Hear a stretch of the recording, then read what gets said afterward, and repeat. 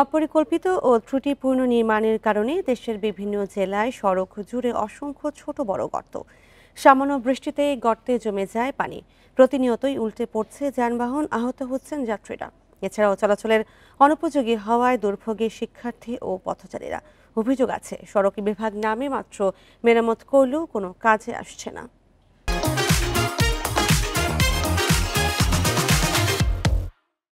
আর এ নিয়ে আরো জানাতে মেহেরপুর থেকে যুক্ত হচ্ছেন সহকর্মী রাজিবুল হক। রাজিবুল হক, সড়কের যে এই ধরনের বেহাল দশা এবং অভিযোগ আছে যে সড়ক বিভাগের নামে যে তারা নামে মাত্র সংস্কার করছে, তারা কি এ বিষয়ে কিছু বলেছে?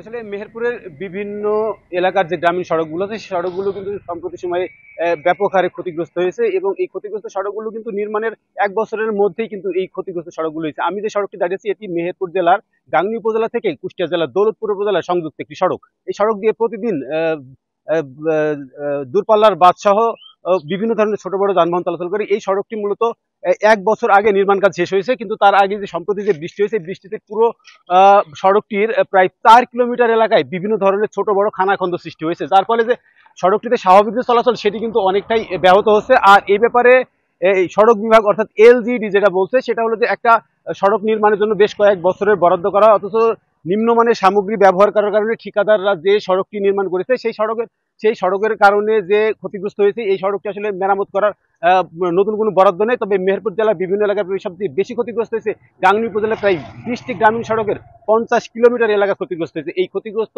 সড়ক মেরামতের জন্য ইতিমধ্যেই এলজিডির পক্ষ থেকে সংশ্লিষ্ট দপ্তরে এই সড়ক মেরামতের জন্য প্রস্তাবনা প্রেরণ করা হয়েছে। যদি এই প্রস্তাবনাগুলো অনুমোদন হয় তাহলে হয়তো এই সড়কগুলো পুনরায় নির্মাণ করা হবে এবং মেরামত করা হবে। যদি এগুলো অনুমোদন না হয় তাহলে আসলে সহসাই এই সড়কগুলো সহজে মেরামত করা হবে না, যার ফলে মানুষের যে ভোগান্তি সেটা কিন্তু দীর্ঘ থেকে দীর্ঘতর হবে এবং সড়ক আরো আস্তে আস্তে ভেঙে বেশি বেশি ক্ষতিগ্রস্ত হবে। বিশেষ করে এই যে বৃষ্টির সময় যে বৃষ্টির পানি জমে এই ক্ষেত্রে আসলে সড়কের পিচ এবং খোয়া বা পাথর যেগুলো আছে সেগুলো উঠে যাচ্ছে এবং ক্ষতিগ্রস্ত হচ্ছে, যার ফলে মানুষের সড়ক দুর্ঘটনার প্রতিনিয়ত ঘটছে ছোট বড়। এর সাথে সড়কের পাশাপাশি মানুষের যানবাহনেরও যে ঝুঁকিপূর্ণ হয়ে উঠছে।